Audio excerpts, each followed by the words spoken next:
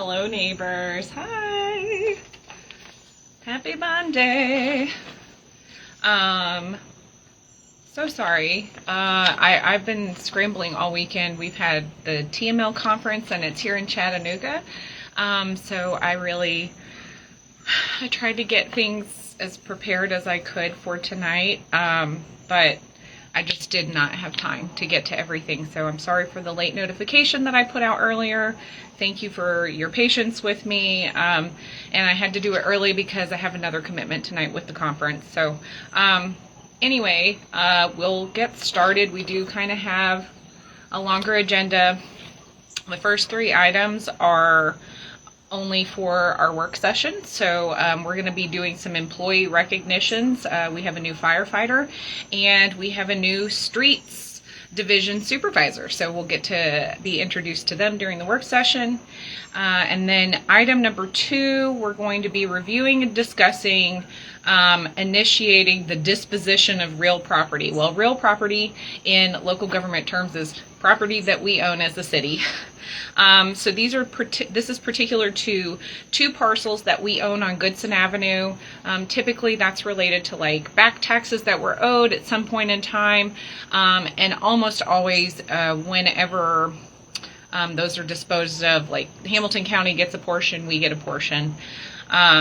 They have been reviewed and determined that there's not a need for us to retain these properties, but there is a whole process where we will be doing public hearings, and that's something that that was an ordinance I got, or a resolution that I got passed back in 2021, to have extra public hearings and transparency around selling publicly owned property, because at the time there was some uncertainty around how we were going to be able to make sure that people were fully informed around what was happening with the middle school property. So that was really what prompted that from my side of things back in 2021, but it applies to all sales of real property. So it's really, it's just a really good thing to have in place. It's added levels of transparency, public hearings, and engagement with the community. So those 2 parcels, you can check them out. There's a map of them on the work session packet on the website. But one of them is pretty big. It looks like it could probably be subdivided down into 2 or possibly 3 parcels. But one of the really cool things about, and that will give us some potential infill development, different added housing on those parcels. And the cool thing is that we can come to terms with a potential developer if they are going to make the purchase, and we can say this has to be, this kind of housing, or we're going to zone it this certain way because we want a particular type of housing there. So that's really cool and exciting. So we're just having a discussion about that. We're not actually voting on that or anything, just kind of going over what that process will look like and just some more details about those properties. Item 3, we're going to be discussing a proposed due diligence process for the potential land acquisition of the Stringers Branch portion that the Red Bank United Methodist Church owns that is directly adjacent to Red Bank City Park. So like where we, have most of our events, our Food Truck Friday events and things like that. If you're looking at, that stage to the right, the church is there and there's that little parking lot on the side. And then in the front of their parcel, they actually own that next section of Stringers Branch. And they can't build on it because you have to do all kinds of flood mitigation things if you want to do that. It just doesn't make any sense. And the only issue is that their sign would be in that section of that parcel. However, we can later at some point in time come to an agreement with them, some kind of MOU where they can maintain their sign in the right of way or whatever. But we're not actually purchasing it or anything like that. We're just taking that next step in the conversation. The church has said they're willing to have that next step taken. So we're going to be looking at getting a survey done, an appraisal done, and then that information will, come back to us, and then staff will take that next step with the church board of trustees to see if they want to continue moving forward with that process. So the reason why we want to purchased that parcel is because we have in queue the restoration, the stream bank restoration of our portion of Stringer's Branch right there in the Red Bank City Park. That's going to be starting probably at the beginning of next year. That we are where we're going to be dechannelizing that portion of Stringer's Branch, so breaking up all that concrete and everything that's there and restoring it to its natural state. It helps with stormwater mitigation. It helps with water filtration, and there's even things they can do to kind of make the stream bank kind of turn a little bit to help slow down water even more. But it seems kind of silly. We're doing it, but then the next section directly next to it that the church owns, would still be channelized. So it would like slow down the storm water a little bit, but then it would speed back up through there. So we're really hopeful that we'll be able to have a really, good conversation as we move forward to look at potentially buying that. And then, if we're able to sell those parcels on Goodson, that could help us cover the cost of acquisition if that's a step that we decide that we're able to take with the church. So just a couple of things to put on your radar, but just keep those in mind and be on the lookout for more information on those in the coming weeks. Item number 4, approve an agreement with Volker Inc.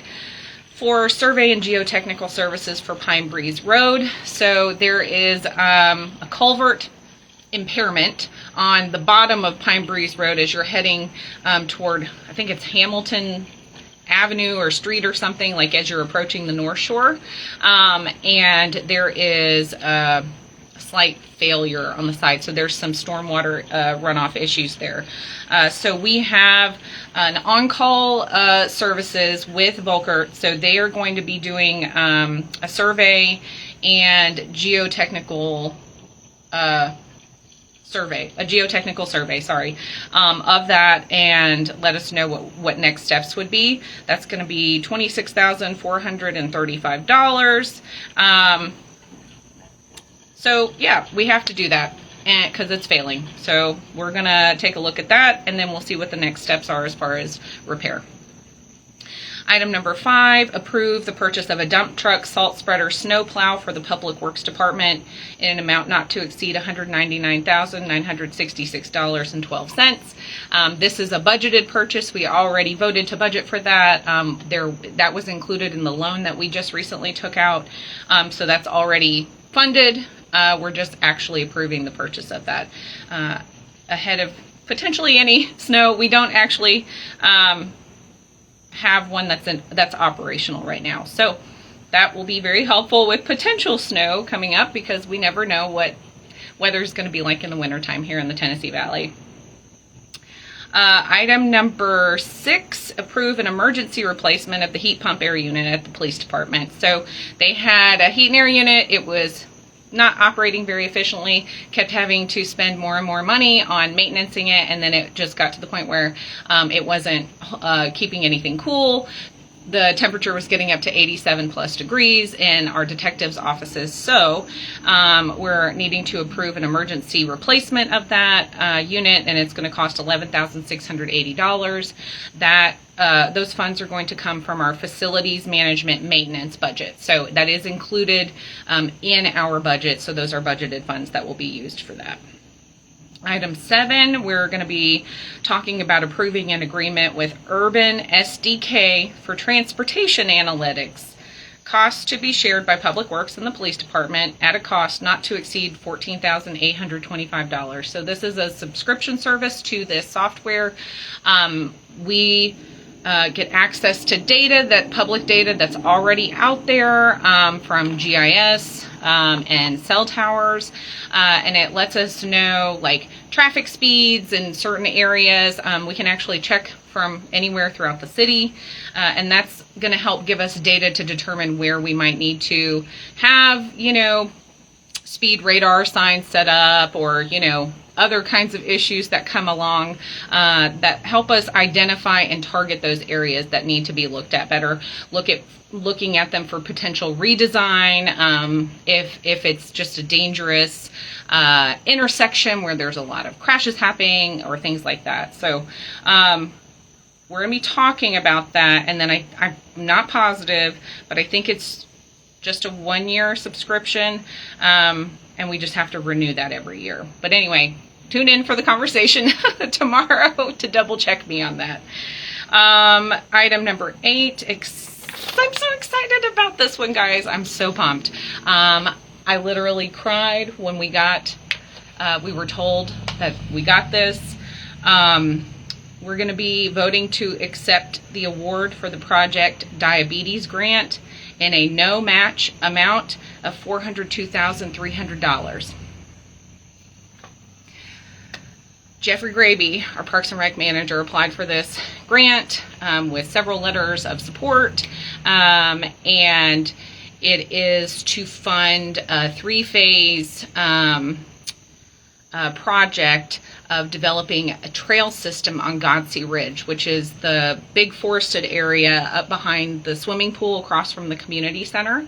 We already have a design in place.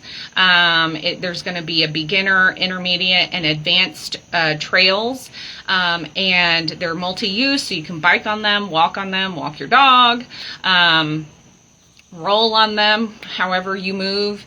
And so the beginners one is supposed to be closer to the edge, closest to the road, and this grant is going to cover the development of all of those trails, some amenities there. It's going to add a parking lot behind the community center. It's going to regrade the parking lot that we have in front of the community center to make it ADA compliant. It's going to add sidewalk, crosswalks, and it's going to add connection to the sidewalk on Morrison Springs Road. And so it's going to be this really amazing trail system on this ridge that's just been sitting there forever and ever and ever, looking beautiful but not functioning in any way for the community. Yes, it's so awesome. I'm so excited. And we, oh my gosh, I lost my train of thought because I'm just so excited about this. It's really exciting. I'll come back to my thought, hopefully, because Jeffrey wrote this grant, and I mean, this is way more than we have paid him over the past 2 years, and so the return on investment is huge. Oh, I remember what I was going to say. What's really, really exciting about this, beyond the fact that Jeffrey got this for us, so incredible, is that I have a newspaper clipping from like back in 1962-ish, where previous administration were actually talking about their plan and goal to develop a trail system on Godsey Ridge for the benefit of the community, for the physical education of the students nearby and other, community members. And that never happened. For whatever reason, they couldn't get grant money. They didn't ever budget adequately for funding for it. I don't know. But what's really exciting is this was something that was being talked about over 60 years ago in our community, that our community wanted then, and they still want it today, and we're going to make it happen. I am so pumped. So I think we're still waiting on like all the formal details around the grant award, but I'm getting chills. I'm just so excited for us to have to be working toward this as an added amenity in our community, because I've been talking about this to a lot of folks at our TML conference that I've been at this whole weekend, about how, some people are like, oh, Parks and Rec, that's just a want, that's not a need. That's not true at all. We need to have space to get out in nature. It's healthier for everybody. You can have more accessibility to activity and things like that. It's in line with our commitment to the CDC's Active People, Healthy Nation, what's it called? Approach to community building.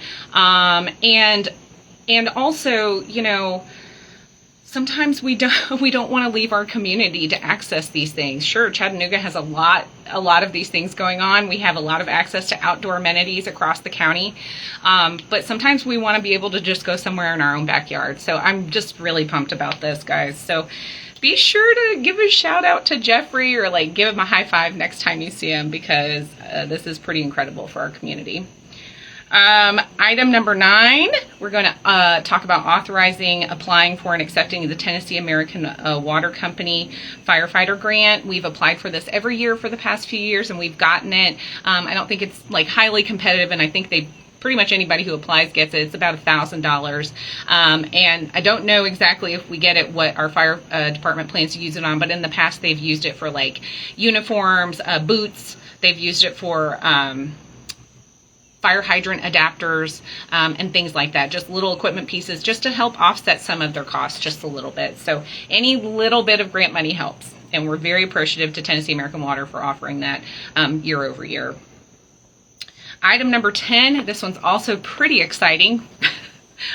It's pretty exciting because it's like finally a step, like an actual tangible step in the direction of getting to where we can start planning development of the middle school property. So it's an item to authorize the mayor to request the reinitiation of a land and water conservation fund / National Park Service conversion process for a portion of Red Bank City Park. So before you get all up in arms about that, because I was very confused when I read that and it said Red Bank City Park, and I thought, Red Bank City Park, that's the park in front of the pickleball courts. That has nothing to do with this. Well, the park that was originally part of the original land conversion agreement back in the early 2000s, that was off of Morrison Springs Road, was also called Red Bank City Park. So that's what that's about. And my dog is being very loud inside. I'm so sorry if you can hear him. I would yell at him, but it would be very loud. So louder than him barking. But so we have been talking about this for years. The land conversion, like I said, was approved in the early 2000s. It was never followed through on. It was supposed to be completed by 2014. Years and years went by. The National Park Service was engaged by prior administrations before me, starting in 2019. They started reaching out because they wanted to change the terms of the conversion agreement at that time, the city manager and the elected board. And so they reached out to see what they could do about that, what were some options for them. And then the National Park Service responded and they were like, wait, what? You guys haven't developed this yet? What? That was supposed to be done in 2014. And so after some more communication back and forth about that, the National Park Service sent a notification saying we're canceling your land conversion agreement from 2011 and you have to redo it. You have to start from scratch and you have to come up with a brand new conversion plan for us. So we have been talking about that for almost 5 years now, because I learned about it when I started campaigning for the first time in 2020. And I, honest to goodness, cannot believe it's taken this long to get here. But all of the bureaucracy and all of the regulatory everything that we had to go through, not to mention we just did not have staff who had the capacity to really tackle this the way that it needs to be tackled. So we're finally in a place where we can do that. We've got our comprehensive plan in place. We've got our small area plan in place. And now, Jeffrey, I'm the champion of this goal because I absolutely am not going to let this year go by without us getting a new land conversion in place. So the first step is for me to sign a letter saying we want to reinitiate this process. We have to go through TDEC, the Tennessee Department of Environment and Conservation, because they're the liaison between the National Park Service. But we have to make sure that we have everything in place. We have to have certain kinds of appraisals done of the properties.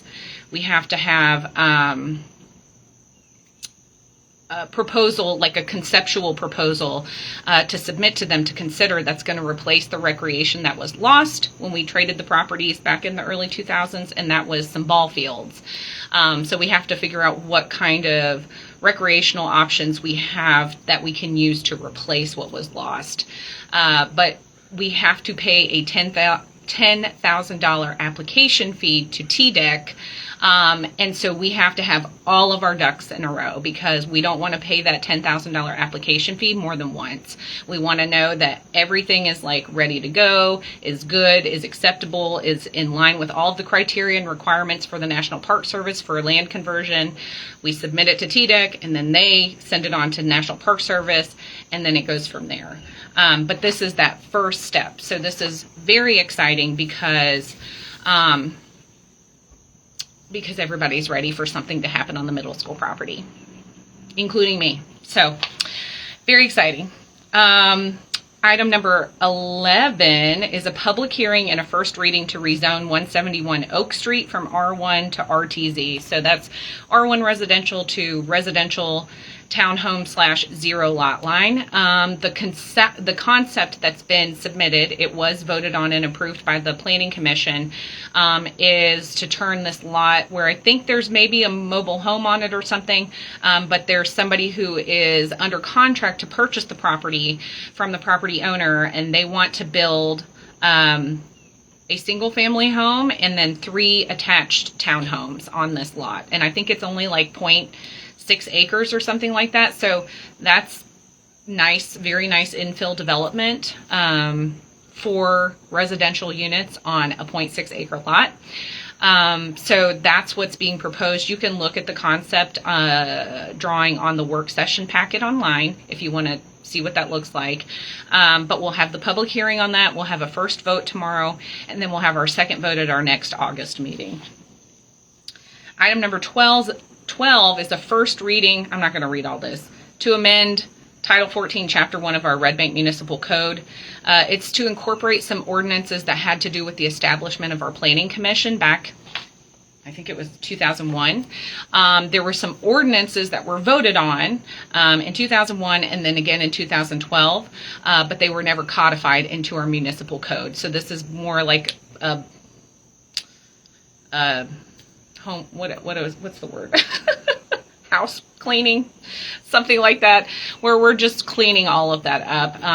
And there is another piece to that too. We are amending some criteria for like who is qualified to apply to be on the Planning Commission, because previously there were like all these weird restrictions on it. Like, for instance, you had to be a property owner to be appointed to the Planning Commission in Red Bank, which is stupid because I don't even have to be a property owner to run for city commission. So why should the planning commissioner have to be a property owner?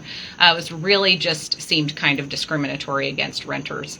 But anyway, so we're taking all of that out, thank goodness, and just saying all you have to do is be a citizen of Red Bank and you have to be 18 and older to potentially serve on the planning commission. So we're tidying that up and getting that codified into our municipal code. And then the next item, which is the final item, is, the Planning Commission ordinances. We didn't have time to publicly notice it in time to do the public hearing at this meeting tomorrow, but the public hearing will be held at our next August meeting on that one. And then, so item number 13, the final item is a public hearing and first reading of a zoning ordinance amendment pertaining to definition of a townhome.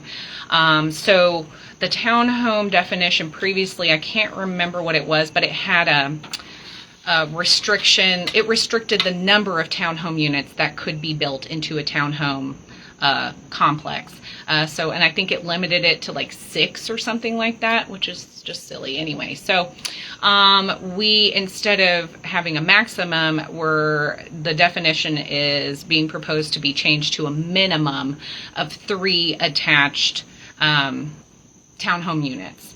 And so that's the change in the definition. So we'll be having the public hearing on that tomorrow, and then the first vote, and then again, like the other one, second vote at the next meeting. So, yeah, whew, I just threw a lot at you guys, and a lot of information, but exciting stuff, making progress on things, on our planning and everything. So if you guys don't have any questions, I'm going to let you go. And then if you want to attend the public hearing, like I said, those are happening tomorrow. And then one of those is happening at our next meeting.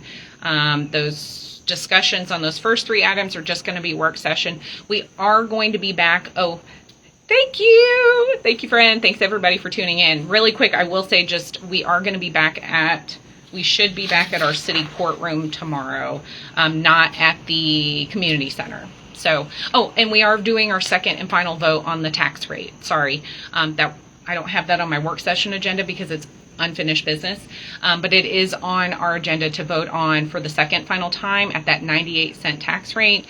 So if you want to come and give comments on that or ask questions or anything like that, you still have the opportunity to do that tomorrow before we vote on it for the second and final time. So, okay, friends and neighbors, thanks for joining me, and I will see you tomorrow.